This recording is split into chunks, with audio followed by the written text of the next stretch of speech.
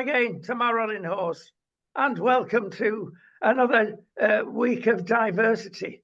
And I've had a letter sent to me that I mentioned actually to my pal that we did a programme with yesterday, leader of one of the smaller parties, the Christian People's Alliance, or CPA, Sid Cordell. And I said, Sid, you want to change your name and have a banner over everything saying, no diversity, just unity. That's a good one, isn't it? That's a good one. Because it sums up where we are. Diversity does not work. It diversifies people. Actually, that's a very good slogan, actually, that. Isn't it? It is. It's very good. Let's get together instead of falling apart. Yeah. But there again, well, we're going to get diverse in one respect. We're going to cover the world, and we're going to give you some tips as well along the way. But we'll start off strangely with this outbreak. No, it's quite serious, of melanoma. It's been found if you're 80 years plus, you've got a mega spike, and you've got lots of people suffering from it. And the reason is, they reckon, it's because of the 60s and 70s when people discovered Spain, where we are, and they didn't have the knowledge of factor 50. That's right. Or at least that factor 30. And they just sat there, and eventually the damage was done. Yeah. It's caught up with them. Yeah, that's right. That's right. In fact, Roger's one of them. He had a little brown spot thing that was taken off. It was skin cancer, but not the nasty one. And that was taken off, and now he has to watch for anything else. But in his case, never used the sun hat. He's been bald since, well, probably since he was 40. Yes, as you say, we didn't have the sun cream, and no sun hats, and we all wanted to look brown because making you look brown makes you look healthy. He sailed boats and yachts, so you get all those ultra rays, don't you? The sun is far more strong, and the wind that comes on when you're sailing, or you sail, you can get burnt very, very quickly. And yeah, there's lots of people. I mean, it's sad, really, but I wasn't surprised when I read it, because but the trouble is, you could get one, like a spot, like a melanoma in the back of your hair, and you'd never know, would you, if it was in your scalp? Or you can't see your back, so you don't know. My aunt, she had a tiny little pimple. It was no bigger than a pinhead, just on her forehead. She used to put cream on it and stuff like that. And she had other sort of brown spots, which she thought aging spots, but that was cancer. So I think the thing for elderly people is, don't just assume that you've got the brown spots from aging. If they are raised, if they change in shape or whatever, or get a crust on it or something, you need to have it checked. You can't put everything down to old age. I'm not surprised. I mean, the good news is, of course, that because of recent developments, melanoma was almost the death curse, because it jumps like mad. It's one of those cancers that really goes around the body very quickly before you know. Yeah. But they have, as long as you get it fairly early now, treatments. And they reckon 90% survival rate if you get there quickly. Yeah, I think also with older people as well, everything grows slower. Your cells are growing slower. So I think, like, maybe you get cancer when you're in your 80s, but you might more likely die of a heart attack or something. So, you can die with it, but not necessarily from it, because your cell division and your growth is slowed up much more when you're older. But nonetheless, if you get something, because I saw this on Roger's arm, and I said, I think I'd have that checked. And no, it's fine. No, have it checked. And it wasn't okay. So yeah. There you go. Going back to the sailing for a second, they tell me, because a lot of boats now, especially down here in Spain, have got biminis or biminis, call them what you like, which are coverings on the fly bridge of a boat. Yeah. And you think, oh, I'll be all right there. But there is significant UV bounce off the surface of the water that gets you nice and brown and very quickly. But you've got to be careful. keep your hat on. That's a good Oh, idea. Can't definitely. see the top of your head or the back of your No, head. definitely you need, I mean, definitely wear a sun hat, without a doubt, because your scalp can burn. And even if you've got, even with women, if you've got thinning hair, that sun is quite invasive, really. You can, on your scalp, you can get sunburn. So yeah, and also if it can, if you get a decent hat, it does protect your eyes, it does protect the back of your neck. Because that absolutely cops it, doesn't it? If you're a guy with short hair, the back of your neck can get significantly burnt. Have a look at the Spanish donkeys. They know what to do. They've got these big straw hats on, haven't they? Well, Yeah, no, traditional. that's right. There you Absolutely. go.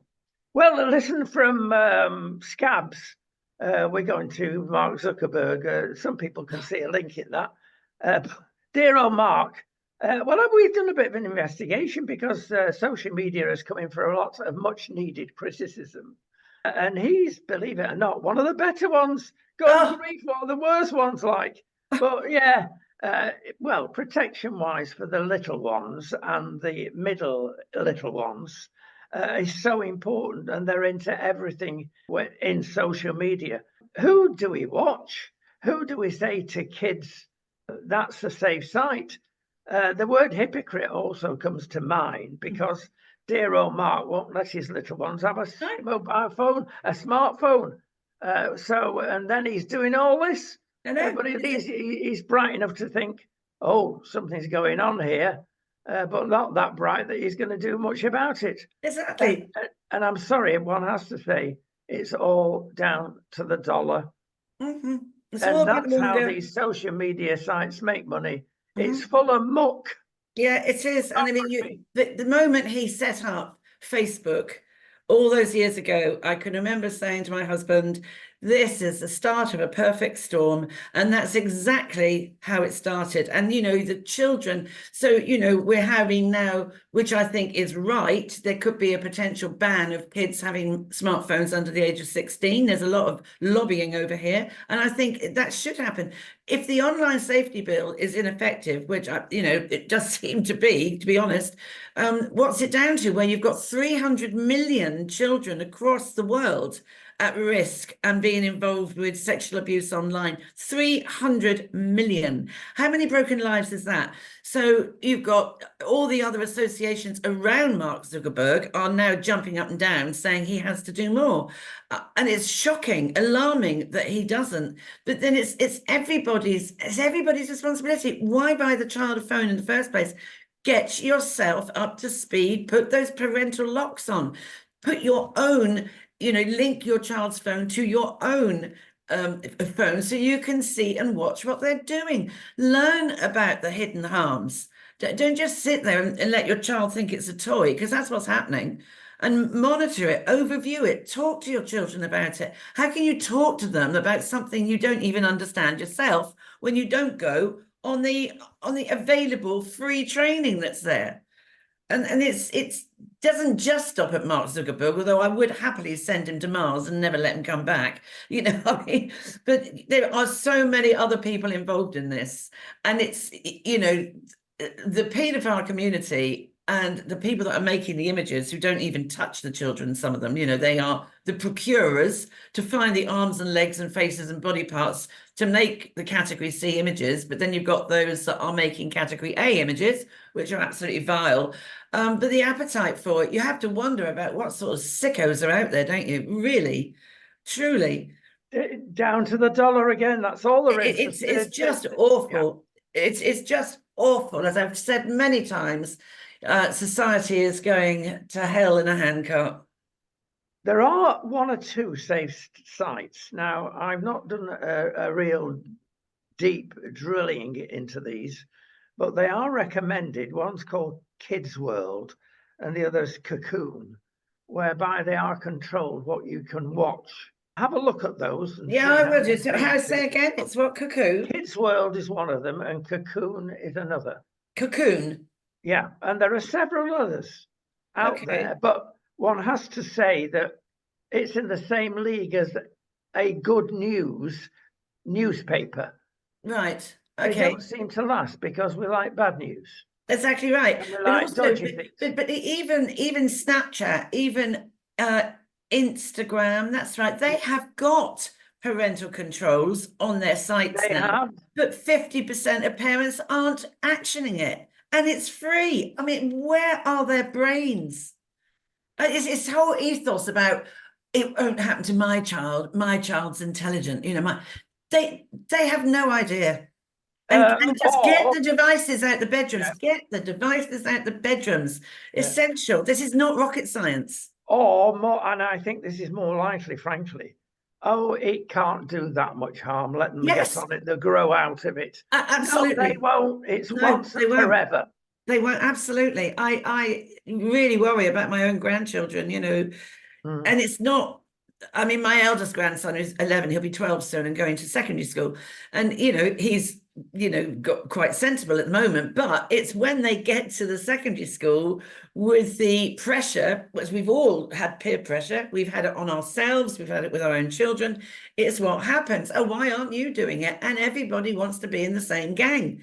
So what you've started off under a controlled situation then ends up, oh, being bullied because you're not doing this and you're not doing that. It's horrible. I mean, I'm so pleased that my group, you know, my children had passed them through all of that. They came through it. They were like ahead of Facebook, if you like. But you know, now I'm worried about the grandchildren. Yeah. Well, you did mention Mars in passing there. With you want to see Uncle Mark on Mars. Well, it's not going to be a difficult place to get to, apparently, because it takes months, it can take years to get there. That, well, mega problems for the human frame. It's not easy with no gravity and goodness knows what. It affects you. And if you're up there for 2 or 3 years, wow, you don't come back down very easily. So they've invented a new rocket, and it's a nuclear type rocket, and it'll get you there direct instead of whizzing round all the universe before you get there, trying to increase your speed. We won't go there today. You can go direct in 2 months. That makes it very viable. Now, lots of people, which is why I'm mentioning this, are saying at the moment, let's sort out the Ukraine, let's sort out Oh, the Middle East before we start thinking up there. But I'm not of that ilk to go on shout at me now, no, because I no. think Well, my daughter-in-law, she is a global project director for a very big company that's got factories all over the world, hidden in, she goes, have to go to China, she has to go all over the place. And she designs, a very clever girl, you'd never, she's just so lovely, but she designs micro, micro technology, nanotechnology for rockets and that go in the rocket heads, right? Little ceramic things. She designs it and she project manages it globally. And I said this to her, what goodness sake, why are we doing this? And she was saying, because it actually does benefit us. You learn an awful lot with these scientific experiments that are beneficial, not necessarily connected with space, but the whole process of it is beneficial to society here. And when she explained it to me, I thought, oh, she says, it's not just about spending, oh, you know, the space race and all of that. You learn a lot along the way about technology and this, that, and the other. And I see what I've begun to see it differently because I was one of those that said, you know, let's sort us out before, you know, but the you know, medical advances that have been made just yeah, by getting a space station floating around the Earth, exactly. it's phenomenal. And who knows, one day we keep saying we give up. Is there any future? Well, those giver-uppers might find a trip to Mars, starting a whole new world up there, No might be thanks. the only answer when this one blows up. Oh, Anyway, well, that's the point, isn't it? Because you've always, I mean, the scientists have always got to look for other sources of water and how you're going to get millions and gallons of water back from up there. But no, she has actually said there's been a lot of benefits that have been useful to people down here on Earth through that technology advance. So I stand corrected for my first shout at this, which was, for goodness sake, spend the money set differently. But so we had this very interesting debate about it. well, there you go. Mentioning water from other places. If they can't get the water down from the Lake District, where it never stops raining, to the southeast of England every year. There's no hope of it coming from Mars, so forget that one. Well, I'm going to make you miserable now again. Back to the misery, and it's the immigration stuff.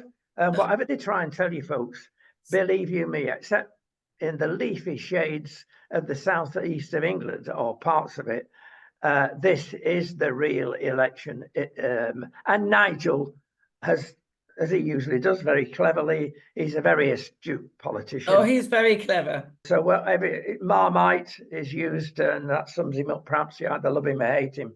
But I'll tell you what, he's appeared on a number of programs. We've just put one up of his. Folks, let's get real. And I'm going to read this, and it'll make you mad, and it'll make you not vote for anybody, I think. Now, maybe reform. Don't forget he's supporting reform, even though he's a sort of mystical person attached to it at the moment. I just think what he's done is quite clever, is that he can be a very vocal person without tying himself to any party. He's a free agent, isn't he? He can speak from, and be listened, so he can't be silenced by a party and got rid of because they don't like his opinion. He's like freed himself from those chains, if you like. Yeah. Right, I shall read this short piece. I was right, he said, modestly, as 3,800 boats have since arrived on our shores, carrying 125,000 illegal migrants, most of whom are single young males who discard their mobile phones and passports in the Channel. Their arrival outrages the majority of the population. Yes, it does.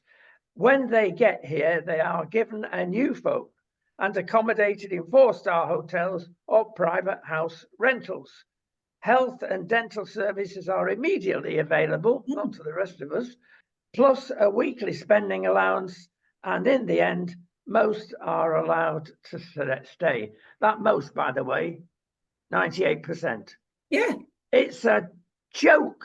I mean, it is a joke even with the Rwanda policy. I mean, how many are actually going to go when you look at those numbers? But also it goes on in that same article that says there is a far greater danger that some of those that come here have been involved, actually actively involved in war zones, active participants.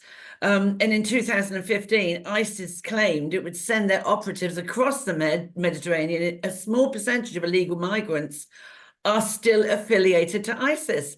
We don't need this. We just don't need it. I mean, it should be, he's right, it should be seen as a national security emergency. It should be. Oh, I'm not being funny. We pay enough to France to try and stop it, don't we? That's a joke. That's a joke. Look, this is the shop window of immigration. That's all. It's a spot. It's a drop in a bucket. The real problem is that is encouraged. And that is over 1 million a year. We look at the net figures. Oh, it's only 600,000-700,000. Well, hang on. What's the net figure? It's the difference between those that flee and those that come in. Now, those that are fleeing the country, most of them probably because of the immigration issue, are good people, highly qualified, going to other countries. And we get what's left coming into our country.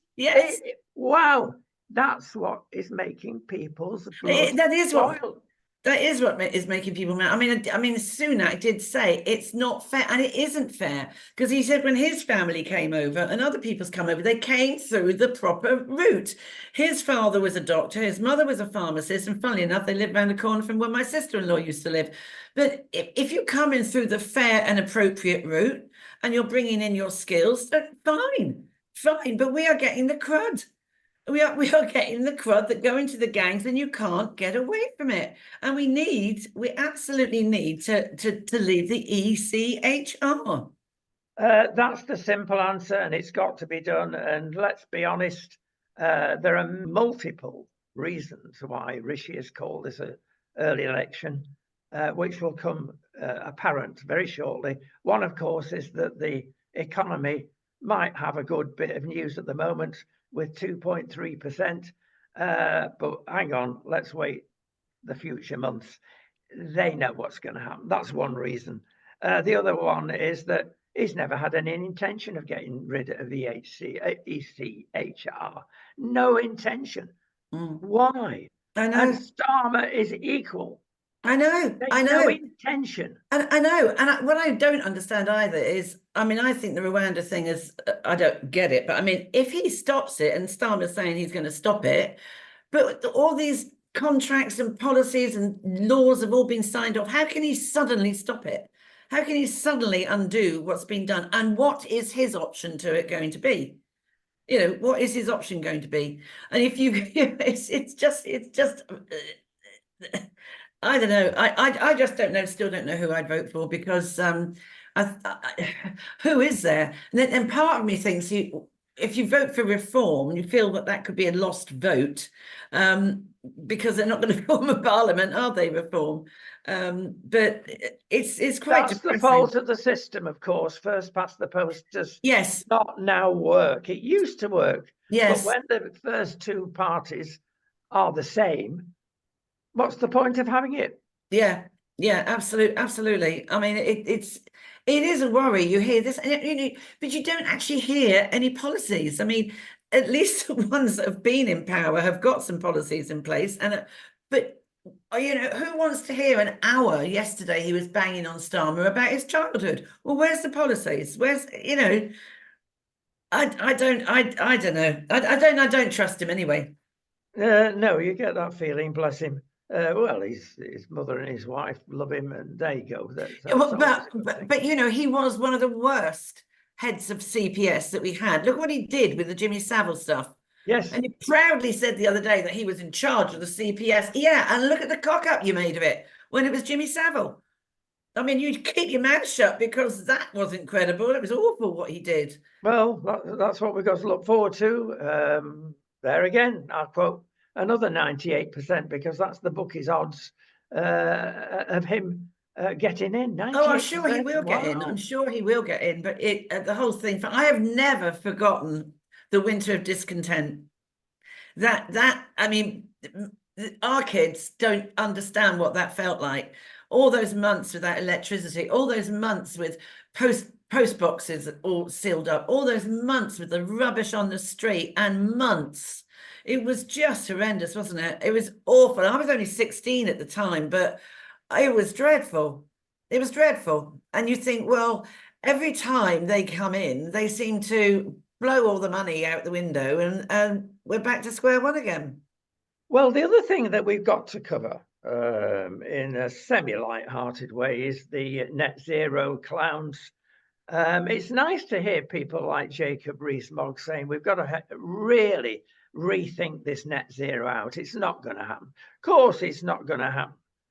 Why is it even happening at a small-ish rate at the moment, although it is crumbling? Well, it's simple.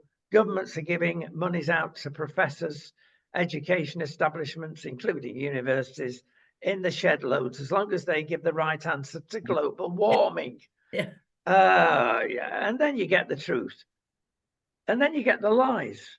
Who's lying? That's a strong word, isn't it? Who's selecting the data, the figures that they want? Well, it's the esteemed meteorological office, or even a meteorological office in the UK. And you think, oh, they part of the BBC. Well, it's a strange relationship, actually, but maybe they deserve each other. They're withholding figures. Oh, yes, we're all going to die, a la Greta. But when you look at the actual statistics and the whistleblowers who conveniently or inconveniently let out emails, which they have done this last week, about what's really going on at the Met Office, they're hiding statistics. They're producing periods of time which shows that we're all going to die by 2050. What a load of rubbish. What do I mean? Well, it's very simple. We've got cold periods, apart from big cold periods and big hot periods in history. Every 10 years, every decade, you get a hot decade and a cold decade. Now, if you throw in something that has been hidden, and we've actually got emails out of the Met Office saying, how can we adjust this? How can we hide, inverted commas, what happened in the 1950s? It was a cold period, the 40s and the 50s. You look at the graph, and it's a big blue graph facing south when it's really cold, the coldest time in the last century. But all they do is get the figures that are going from the worst to the best and show that, oh, look at that, this is 1.5 degrees centigrade. Yeah, but how are you comparing that growth of 1.5 centigrade that we're all going to be dodgily put in our boxes, literally?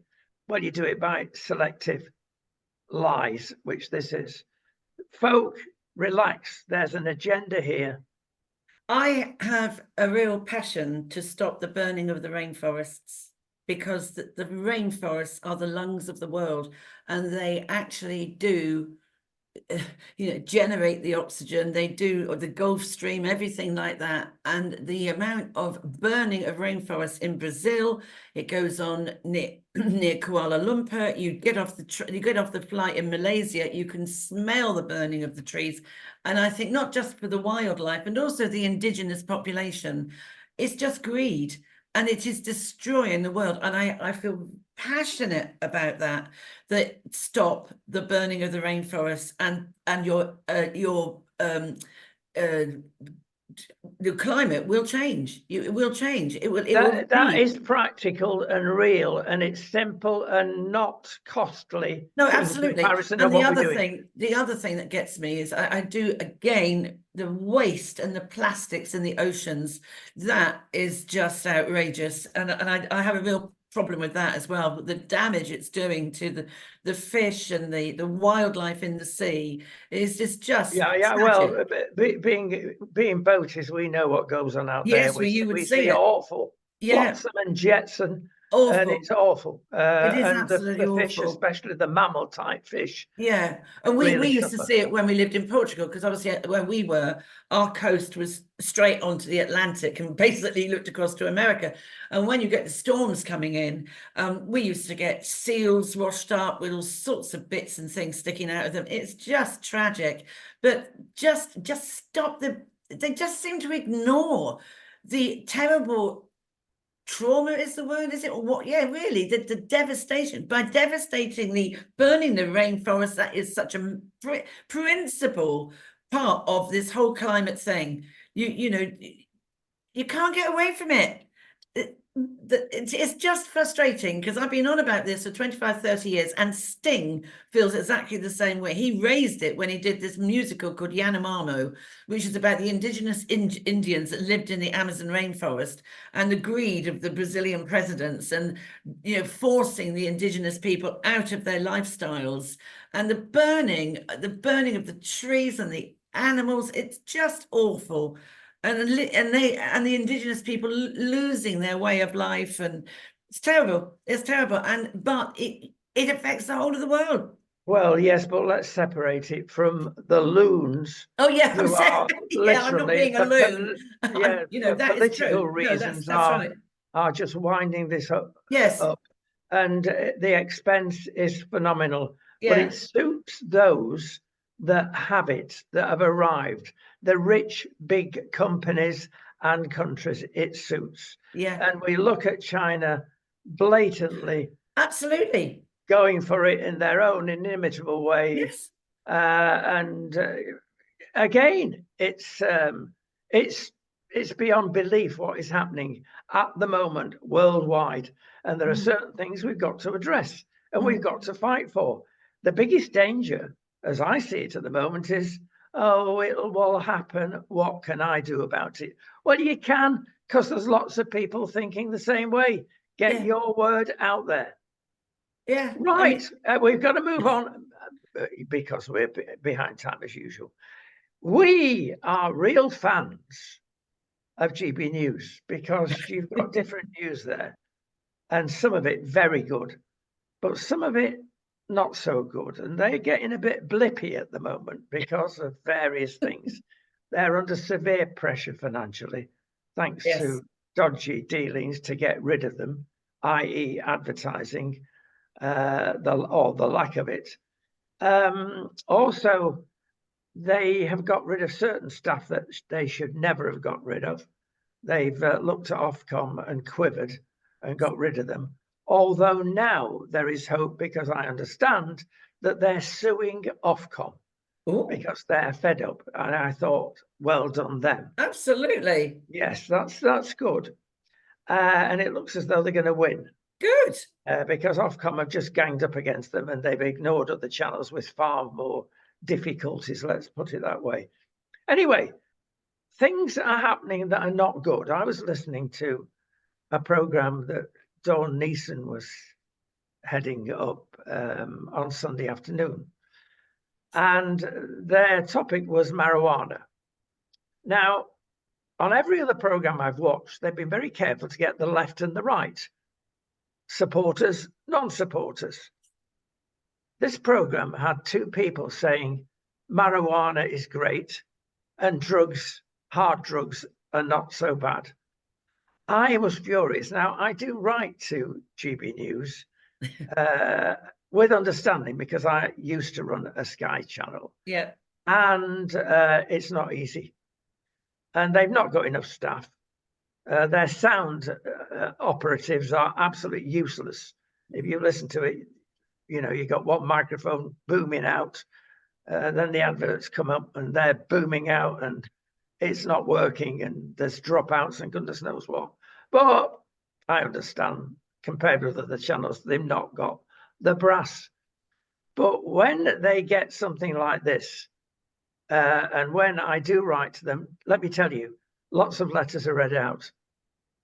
Until now, we've been very positive on what we've said about them. They've never read anything out, even though it would be to their advantage, except the BBC, who regularly don't get 2 points of view. They just want the pro doomsters on. But this was very, very bad. And I hope the viewers were not guided to going into this and thinking, oh, it's not so bad. Folks, marijuana is 20 times stronger than it was in the 60s. Yes, and it was still lethal there in introducing you to other drugs. Yes, it is. It's a gateway. It's a gateway and a continuum to other drugs. And I was only talking, funnily enough, to my neighbour's son. He's 25, and he's been on this stuff since he was about 13. And it was interesting talking to him, because he's got psychosis and all sorts of stuff. He will. That is come from this psychotic drug. Exactly. And I said to him the other day, I said, the thing is, I said, with the amount that you, excuse me, with this stuff you can afford, it will be very, very low grade. It will be stronger than it was in the 60s, true, but they mix all sorts of muck in with it. They put in low grade heroin, they put in low grade all sorts of low grade stuff, but they put sand and flour in to make up the weight. And sometimes they do, and quite often they put cacophylline in. And if you were to get high on the marijuana with cacophylline in it and you get drunk, it can be fatal. Now, he has finally realized that if he doesn't come off this stuff, he is going to kill himself. So he's now under adult social services to help him. And he has come to realize very quickly that whilst, and he's listening to him and he's understanding it, whilst this wasn't the right route to go down, before that comes all these issues that he had in the early years of his childhood, being badly treated by his stepfather, physically abused, verbally abused, you name it, thrown out on the street, so all those things create a situation where you are so vulnerable, you're approached by the wrong people, and you either drink too much to get away from it, so there's always a reason behind it, very often a reason behind it. But, he said, that they have told him that, this is why you have got paranoia. Absolutely. That's what it causes. The chemicals in the brain cause issues. Yeah. And I don't understand it. I think it's criminal that people go around saying that, oh, it's good, it doesn't cause any harm. Yes, it does. Well, from the employer point of view, we have mentioned on a number of occasions, would you employ an alcoholic as an example? No, because it might not be his fault. It's nothing to do with that. It's the fact that he's going to be high, inverted commas, on alcohol is not going to perform. You don't want people being in danger in the workplace, which But he or she would be. but in the city, there are an awful lot of professional men and women that take cocaine. There are, and there are an awful lot, of course, that as it happens in the insurance industry, once Yes, upon a time, I yeah, was part of that. They go out for a heavy lunch, that's fill right. themselves full of either drugs or drink. They And or do both. nothing for the rest of the day. Yeah. And they wonder why they don't keep their jobs or get on. It's a known thing, sadly. Why is it, I suppose, why do we need to escape? Is it escapism? Is it just bonhomie? Are you just trying to please people? There's all sorts of reasons for it, but there have been occasions that I've highlighted, and one famous occasion. The Spanish hide the marijuana in ducados. Now, that's the old woodbine in Britain. It's a Oh, real healthy, unhealthy fag. God, Very, awful.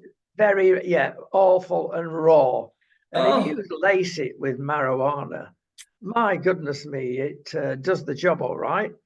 And we've had times, and literally, we are on a shoot in a theatre. I've been directing the shoot, and suddenly I look round at a couple of the cameramen that last happened, and you can see the camera sort of waving around in the wind, which you don't do, obviously. And they were wild. They were out of their mind completely. They were out of the job completely yeah, immediately. Well, you can do that here. You can't in Britain. There's all sorts of things and hoops you got to jump through. that's right. That's right. Uh, and Employment laws, absolutely. human rights. Yeah, but we know about a little bit about marijuana down here because it grows wild. Mm. We're that close to Morocco at 12 miles. Yes, yes, We get all sorts of stuff here landing on the beach. yes. So I'm sorry, folks. It is an evil drug, and in one sense, it's worse than Coke or the equivalent because you think it's harmless. No, it's not. Destroys your life. Well, we are the biggest exporters of cannabis apparently in Europe because they, these nail bars where you see a lot of Chinese, Vietnamese, Thai girls underneath it down in the bowels of the shop, they are growing cannabis. You see, funny enough, it's quite, they have a big problem around Hitchin actually of people growing it. And if you in the winter, That's near you. no, I know. You see sometimes you see the police helicopters go up, right? And in the winter, when there's snow or ice on the tiles, if there is no snow and ice, and they know they've got all the hot lights and they Yeah. it's quite a clever way of busting people actually. And you see the police helicopters up there and you think, oh, I know what you're looking for. But it is it's terrible. It's so sad. It's dreadful. Well, we're going to move on talking about the pilots, and I'm going to ask you a question. Would you like to be an airline No, pilot or no. pilotess? No, never. Nor would I want to be a stewardess. I wouldn't want anything like that at Oh, all. well, I I mean, mean, well, look, but can you imagine flying that plane on Singapore Airlines the other day? You're at well, the you strap controls. yourself in. I'll tell you what, Oh my this may say goodness. quite a few lies what's happened. No thanks. No thanks. Unfortunately, there, strap yourself. Everybody goes, but oh, it's all right, I can, but you can't when you suddenly hit something like that. That's So right. maybe it's brought that to home. Well, it's not as good being an airline pilot as the glamour may sound. How do you become an airline pilot? Right, you've got various choices. If you're one in a million, you'll get BA to take you on and put you through the apprenticeship, but really very few. So you've got to do it yourself. And as a teenager, you set out and get your own private air ticket. And you do this by flying one of the Cessnas or little propeller-driven airplanes. And it'll cost you about 7,000 to get your license if you pass first time. And you'll have to go out to work and do double shifts to get that. Most people do. And well done them. From then you can say, well, I got my pilot's license at 17, believe it or not. Then you've got to get your commercial license. Now, there are two main ways, apart from the aforementioned BA way. One is to spend £130,000 out of your own pocket and it takes you a couple of years. So he's still only 19. That could be frightening if you think about it. Anyway, that's one way of doing it. The other way is a longer one, and it'll only cost you £100,000, and you do it in modules, and that's why it's spread out. And you've got to find it yourself. So you've got to be keen. Now, why would you spend that sort of money? Well, is it the glory? I think it is. I think so. Glamour. Because I'll give you the wage structure. BA, top dogs, 90 grand a year if you're a top capitan. Ryanair aren't as mean as you think. They'll pay you 70 grand. But if you're a local airline flying from Newquay to London, as an example, or to wherever, £30,000. It's not a lot, is it? That is for that Not qualification. for all you've had to pay out. My goodness me, you've got a sort of doctor's course here. Yeah. It's lengthy and it's very intense. And you get 30,000. What the doctor's complaining about, one might ask. And can I make you another comparison? If you're an airline pilot, yes, put your hat on, walk with all the air hostesses to your aeroplane through on the forecourt and through the main airport buildings, and everybody turns around and says, "Oh, look at him! Wish I was him." Yeah, well, that's all you're going to get because you're not going to get much money. So, can I make a suggestion? You're a duffer. Go and get part of the RMT union, and you get more than airline pilots by driving a train. I mean, no, you won't get many heads turning. Well, the other way to get into it is to join the Air Cadets when you're young at 13, and then get yourself into the RAF and train up as a pilot there. And then once you've done your 9 years or whatever you signed out for, you do a quick course to transfer across to commercial flights. Yeah, it's a long cheaper way of doing it. We've got one of our grandchildren actually doing that at the moment. Yeah, so. Yeah. Well, my son was going to do it, and then he discovered he was colorblind. Oh, God. Which isn't very helpful if you've got to shoot down the enemy, is it? Oh, God. Oh dear, yes. A story for you, an anecdote before we go. There's a lady, Gillian Mears by name. She's early 60s, Suffolk. She lives, nice part of the world. And this will confirm, unfortunately, where we are with our police force and where we are as a nation. And it's truly shocking, because what happened here is that the local youths in the tiny village, everybody knows everybody in the village, apparently, allegedly, took a fancy to her garden gate. So they destroyed it. And they put another one up, cost them £520. And then they did it again. Whereupon the husband, who is an invalid, rushed out the house and fell on the floor, going after these miscreants. She took ages getting him up, and he was not in a good state. She, when they tried it again, rushed after them down the road, 60-odd-year-old lady, chased them, shouting, "I'll break your necks when I catch you." That used to be a very common phrase. Can't say anything these days. Now, of course, in the heat of the moment, you say things like that. Yeah. A lot of people say, they deserve a broken blooming neck. Hooligans. What are the parents doing to bring up children like that in a gang? Well, they couldn't care less. Plod was on the scene. And guess what Plod said? "You can't say things like that, madam." And she said, "Oh, well, have you caught the the destroyers of my gate?" No. Well, why don't you go after the people that you should be going after and not telling me? Who have I hurt? Is it hate speech? Well, let me say that this was in the Telegraph, this story. And the letters that were after the article, I've never seen as many in my life. And you know, they all said the same. When they were growing up, you've got the local plod on the beat. Yes. And if he saw a kid doing this, it rushed after the kid saying, I'll break your neck. Yeah. Or I'll box your ears. That was another one, wasn't Yes. it? I'll box your ears. But that's the trouble. We don't have plods on the beat anymore. And that is what needs to come back, I think. In fact, there is, the likelihood you might actually bump into one.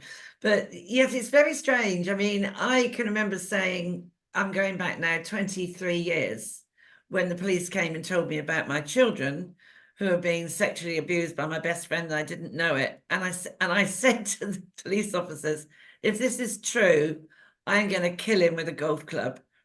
And they said to me, you can't say that. I said, well, I've just said it. Well, you can't say we could arrest you. I said, why don't you go and arrest the guy that's just abused my kids? I can say what I want. He said, oh, well, we're writing it down. Well, fine, write it down. I said, I'm not going to do it, am I? Because if he died in that way, you're going to come and arrest me. It's just a figure of speech to vent the fact how angry I am. But that was 23 years ago. You can't say that. I said, well, I've just said it. Well, this is hate speech. Well, hang on. Let's take it further. That husband and wife are living in fear that these kids Of course are they are. Yes. Now, that is real emotional upset. Exactly right. That's trauma. That is trauma. And I mean, I don't, what you expect to do, say thank you very much for breaking my gate, is crazy. I mean, it's and again, you see, it's all on the side of the perpetrator. The victims of crime are just forgotten about. We have got to go. It's very late, but we've got to cover the olive oil scandal, and it is an olive oil scandal for you lot in the UK and other Northern European countries. Biggest country in the world for olive oil is Spain. Plenty of olive trees here. Let me tell you, if you live near an olive grove, and there's a lot in the south of Spain, and you get allergies, wow, it's one of the worst you can get. The olive oil, the olive tree blossom, which is tiny white, it doesn't half literally get up your nose. It's very bad allergy, but it produces the most healthy oil you can have. There you go. It's gone up double price in Britain, and you're being done. In Spain, it's half the price normally as you pay in Britain. Why it should double just by going up the road, I don't know. Yes, it has increased here by about 15% because it's been a particularly hot year last year, and drought and various other things. But 15% in a really bad year you can tolerate. You should not be tolerating 100% increase in olive oil. Somebody, usually the middlemen, are making a fortune. As always, there he is. They see the news that because of the climate, and in 24 hours, it had spiked. It didn't gradually go up. And you get literally so noticeable. You think, what did I just see there? How much? Came in last week, it was only £4. What? And how can you suddenly get that spike? It should surely have grown slowly. It's another pandemic. I've got room for one more, a quickie. You may have noticed silicone inserts. Now, I don't mean of the chesty type. I mean for air fryers in particular, and other utensils in the kitchen. They're now made of silicone. You think, that's going to bloody well melt. Well, it doesn't. It's very clever. They make it from special chemicals, and it's nice and soft to handle food with. And they started now, particularly for air fryers, making little cups so you can put cakes in there. Well, not finished cakes, obviously, until they're finished. You can put eggs in there for your breakfast. That's not one of the benefits, I must say. I tried it with air fryers. It's nothing like a fried egg, in olive oil, of course. But you've got to be careful because some of the stuff on the market leaches. Now, this is the problem with high heat on a plastic. You don't want nasties, like some of the bottles that you have water in. They can leach if you buy the cheap bottles of water. And if you buy the cheap silicone cups to make your eggs or your cakes in, but there's a tip. If you pinch them before you put them in And if you get a white line where you pinched it, it's cheap silicone. Don't use it. It leaches out nasty chemicals into the food. So don't be afraid of all this new stuff coming on the market. Actually, it's very good. Certain utensils that are silicone are brilliant with non-stick pans. Yeah, but there's always going to be the cowboy one, isn't there? There's always a way people will make $1. And I actually took your advice last week with the avocados. I had some this weekend that I needed, and which I'd sent you photographs of. You naughty lady. Yeah, but we won't go into that. But I picked out the little bit at the end, the stalk, and if it was white, of course, it was ripe. And you were right. They were. There you go. And then the use of lavender. Did I say this last week? Putting lavender, crushed lavender. I was watching Marcus Waring in Provence, and he said he is absolutely obsessed with using crushed lavender flowers in food. He puts it on fish, he puts it in all sorts of things. And he even buys like the herb de Provence that you can get, the jar, Tesco. And he crumbles up lavender and he puts it in it and shakes it all around, and it really makes a difference.